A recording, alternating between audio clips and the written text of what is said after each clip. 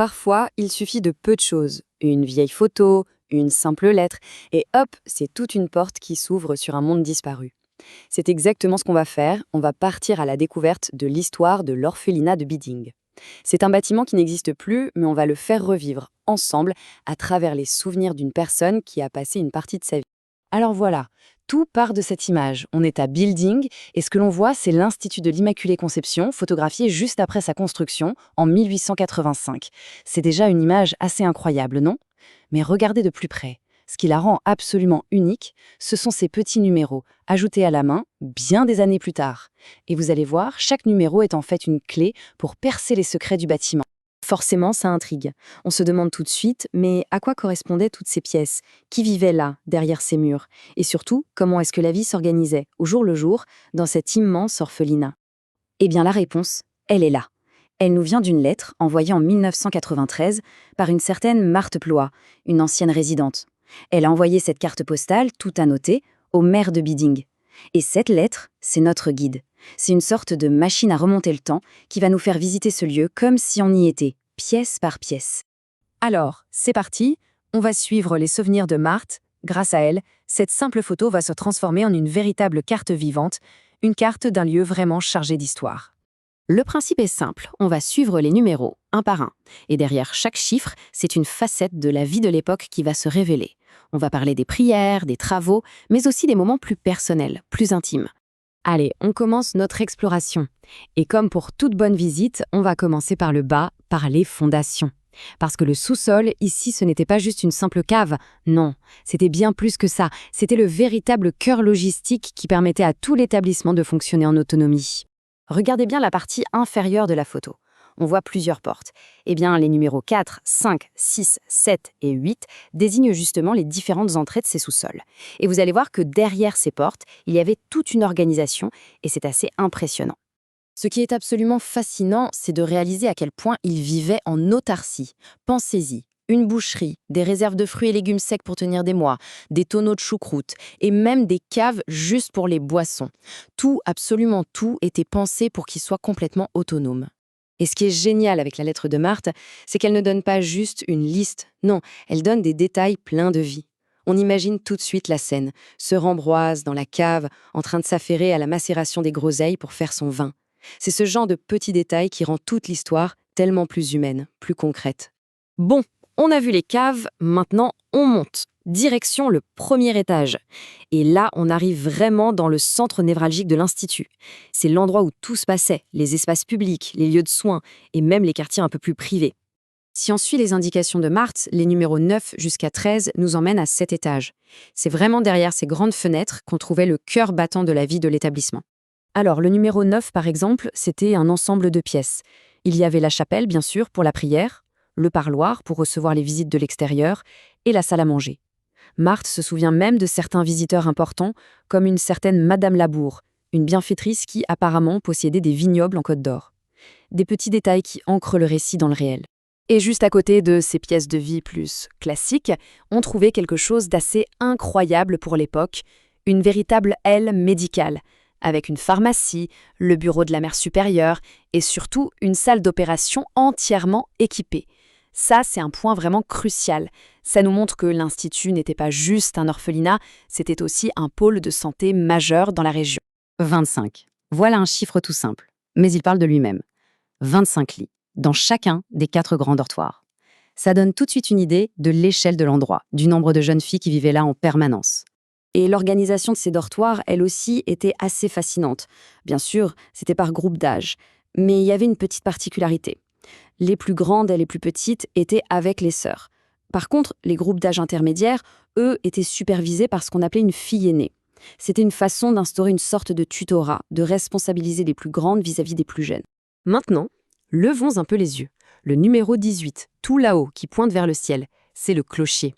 Et ce n'était pas qu'un simple élément d'architecture, non, c'était bien plus. C'était le pouce spirituel de toute la communauté. En lisant les mots de Marthe, on a l'impression de l'entendre sonner. Elle raconte comment sœur Emma montait les marches 3 fois par jour, sans exception, pour sonner l'Angélus.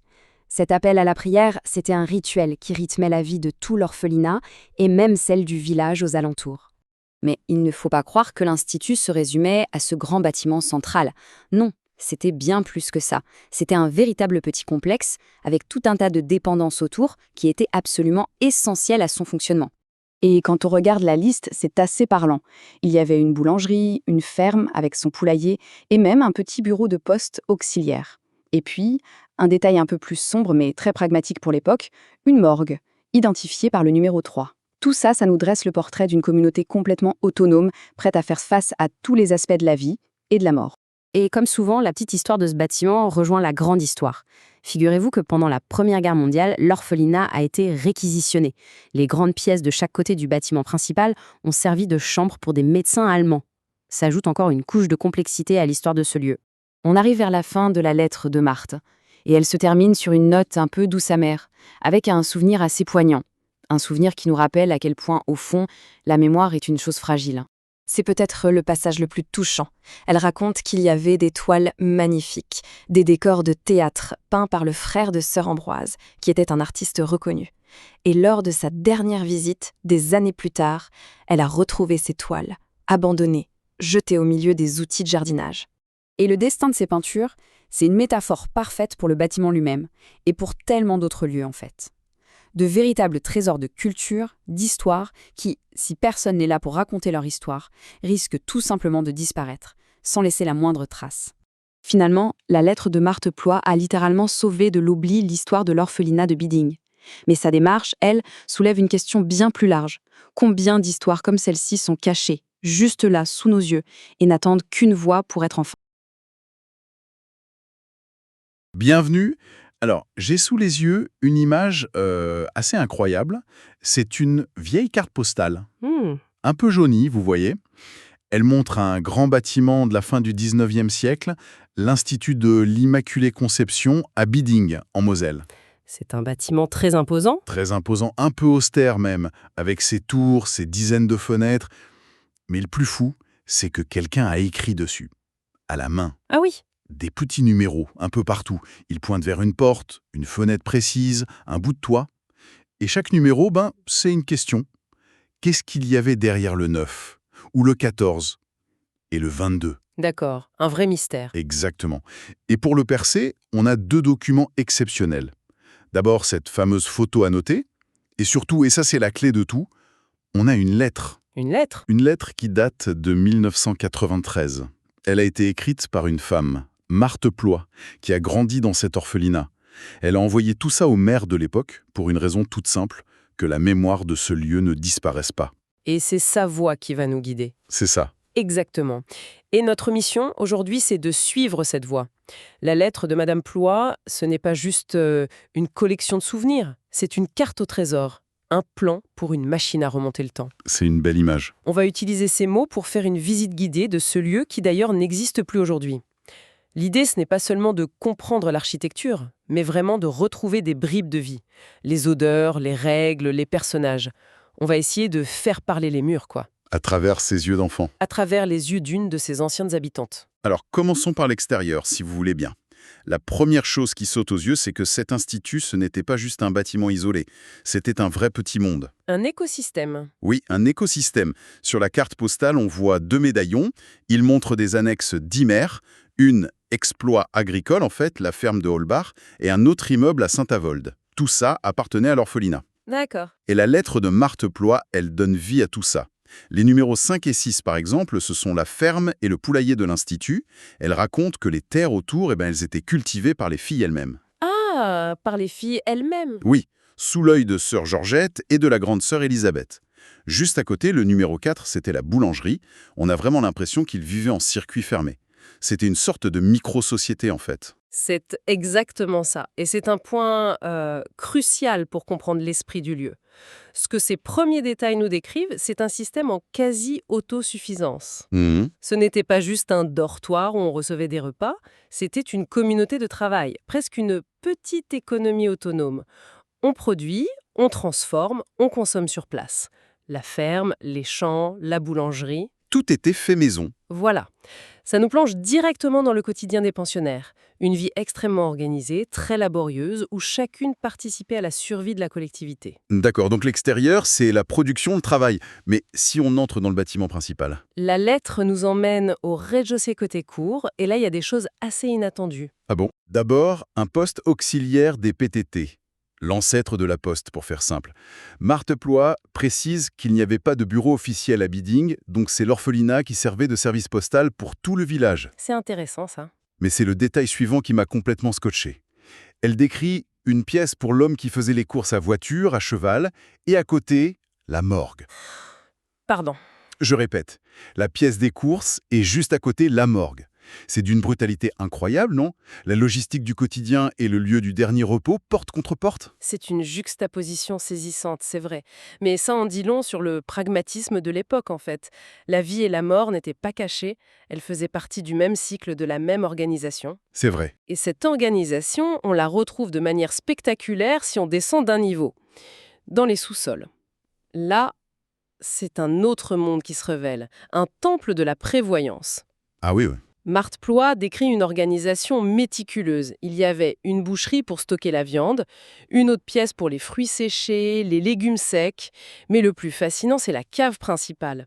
Elle parle de choucroute et haricots verts en tonneaux. En tonneau. On imagine l'odeur, l'humidité, une organisation presque industrielle. Il y avait même une cave à boissons, et c'est là qu'on retrouve un personnage qui va devenir central, Sœur Ambroise. Encore elle. Apparemment, elle y faisait macéler des groseilles pour faire son propre vin. Du vin de groseille. Sœur Ambroise avait sa petite production secrète, on dirait. C'est le genre de détail qui rend tout ça tellement, tellement vivant. Absolument. Et pour finir avec les sous-sols, il y avait le cellier. Là, les fruits étaient rangés par catégorie sur des étagères, et elle l'écrit, ils se conservaient des mois. C'est l'image d'une fourmilière parfaitement organisée pour ne jamais manquer de rien. Bon, ces caves, c'est tout un univers. Mais j'imagine que le vrai centre névralgique, le cœur social de l'Institut, ce n'était pas au sous-sol. Remontons. On arrive au premier étage, l'étage noble en quelque sorte. Et là, les fonctions sont très diverses. Le numéro 9, c'est la chapelle, le centre spirituel. Logique. Le 11, c'est le parloir, le seul point de contact officiel avec le monde extérieur, là où on pouvait recevoir de la visite. Et puis on a les numéros 12 et 13, la salle à manger et les chambres pour les visiteurs de marque. Et ce qui est fou, c'est que des décennies plus tard, Marthe Ploy se souvient de leur nom. Elle cite le père Chanlon, l'évêque du diocèse et une bienfaitrice, Madame Labour. Et elle précise même qu'elle possédait des vignobles en Côte d'Or. Ah oui, le détail est précis. Ce n'est pas anodin. Ça nous montre que l'orphelinat était connecté à un réseau de pouvoir, d'influence, d'argent bien réel. Tout à fait. Mais ce qui me surprend le plus à cet étage, c'est le voisinage.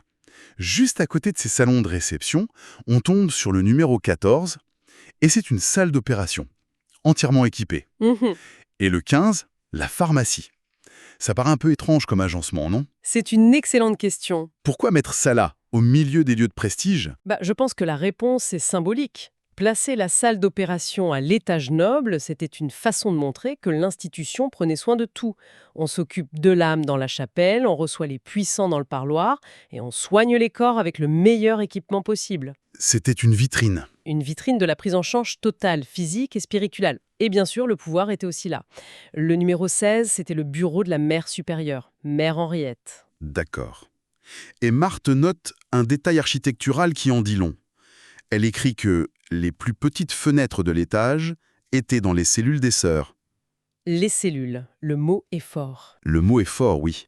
Et le fait que ça se voit de l'extérieur, c'est une affirmation d'humilité, de renoncement inscrite dans la pierre même de la façade. Une hiérarchie visible de tous, exactement.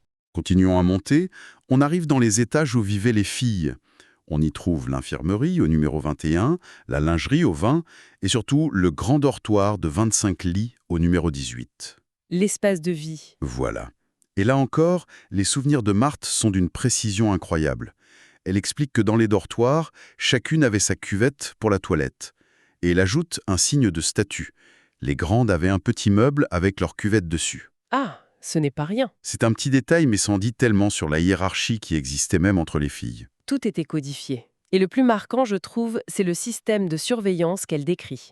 Dans chaque dortoir, il y avait ce qu'elle appelle une cellule, un petit entourage en bois avec des rideaux glands. écrit-elle. La loge de la surveillante. C'était ça. Installée au cœur même de l'espace de sommeil des filles. Une surveillance de tous les instants. C'est une image assez glaçante. On peut y voir quelque chose de très oppressant, quasi militaire. Mais est-ce qu'on peut aussi l'interpréter comme une forme de structure, de protection peut-être? C'est toute l'ambiguïté de ce genre d'institution, je pense. C'était à la fois un lieu de contrôle et un refuge. Et cette hiérarchie, elle était très claire. Marthe la détaille. Chez les grandes était sœur Ambroise. On la retrouve. Encore elle. Chez les troisièmes, sœur Emma. Mais pour les autres, la surveillante n'était pas une religieuse. C'était une fille aînée. Donc la hiérarchie se répliquait même entre les pensionnaires. Exactement. Les plus âgés encadraient les plus jeunes. Et même les sœurs qui surveillaient, elles n'avaient pas vraiment d'intimité alors. Très peu. Et c'est là qu'il y a une nuance intéressante. Marthe précise que ces deux sœurs, Ambroise et Emma, qui dormaient dans les dortoirs, possédaient au deuxième étage une cellule pour leurs objets personnels. Un espace à elles quand même. Un minuscule espace privé. Un privilège, un placard peut-être, mais un placard à soi. La vie était communautaire, la surveillance permanente, mais ce petit bout d'intimité était préservé. Et puis au milieu de cette organisation interne très très réglée, la grande histoire fait éruption, de manière assez brutale. Comment ça ? C'est le numéro 22. Marthe écrit, presque comme une note de bas de page, de chaque côté se trouvait une grande pièce qui était la chambre des docteurs allemands pendant la guerre de 14-18. Ah oui. C'est livré sans autre commentaire, on imagine le choc pour ces enfants. Absolument. Il faut se représenter l'impact. Un lieu qui est censé être un sanctuaire, un refuge, et qui est soudainement occupé par une armée étrangère, des hommes, des uniformes, une autre langue. C'est un traumatisme silencieux qui s'inscrit dans les murs du bâtiment. L'orphelinat n'était pas une bulle hors du monde. Pas du tout. Heureusement, il y a aussi des souvenirs plus doux. Ils sont souvent liés à ce personnage de sœur Ambroise, qui semble vraiment avoir marqué Marthe. On apprend qu'elle venait de Lantenay, près de Dijon. D'accord. Et chaque année, sa sœur, que les filles appelaient Tante Clémence, venait lui rendre visite. Et elle ne venait pas les mains vides. Elle leur apportait du miel et des bonbons au miel. Une petite bulle de douce sphère. Exactement. Une gourmandise dans un quotidien qu'on imagine assez austère. Et la plus belle histoire, la plus touchante, je trouve, elle concerne aussi la famille de sœur Ambroise. Marthe nous apprend que son frère était un grand peintre. Et cet homme a mis son art au service de l'orphelinat. Pour la petite scène de théâtre de l'Institut, il avait créé des décors magnifiques. Des décors peints. Des grands panneaux peints à la main, oui, et montés sur un système de pivots. C'était très ingénieux. D'un côté, il y avait un décor d'intérieur, et si on le faisait tourner, on avait un décor d'extérieur. Ça devait être magique pour les filles. On l'imagine. Mais c'est la fin de l'histoire qui est poignante. Marthe écrit, et on sent vraiment le regret dans ses mots. J'ai revu ces toiles à mon dernier passage à Biding, au milieu d'outils de jardinage. Oh non. Elle ajoute, ces toiles avaient de la valeur et auraient pu figurer dans les archives. C'est une perte sèche, pas seulement d'un patrimoine artistique, mais d'un fragment de la joie, de la culture, de la vie de cet endroit. Quelle tristesse. Tout ça perdu au milieu des râteaux et des pelles. C'est presque la chose la plus poignante de toute la lettre en fait. C'est bouleversant, oui. Finalement, cette image des tableaux abandonnés, c'est l'histoire de cette mémoire. Sans la lettre de Marthe Ploy, la signification de tous ces numéros sur la carte postale, l'histoire de sœur Ambroise et de son vin de groseille, la hiérarchie des cuvettes, Tout ça aurait disparu. tout ça aurait fini de la même manière, oublié dans un coin, silencieux. Il ne serait resté qu'une façade muette, un bâtiment dont on connaît la date de construction, 1885, mais dont on aurait totalement oublié la vie. C'est pour ça que sa lettre, qu'elle qualifie elle-même humblement de brouillon, est en réalité un acte de sauvetage. Elle nous rappelle que l'histoire d'un lieu, ce n'est pas que des dates et des plans d'architectes. Non. C'est la somme des vies qui l'ont habité, des routines, des petites joies, des règles strictes. Son témoignage transforme une coquille vide en un lieu qui vibre encore un peu. Et ça nous renvoie à une question bien plus large que l'histoire de ce seul orphelinat, finalement. Oui, combien de toiles de valeur, comme celle du frère de sœur Ambroise, se trouvent encore dans les greniers de nos familles, dans les sous-sols des mairies de nos villages? Des objets, des photos, des lettres dont l'histoire et la signification sont sur le point de disparaître à tout jamais. Avec la dernière personne qui s'en souvient encore. Exactement.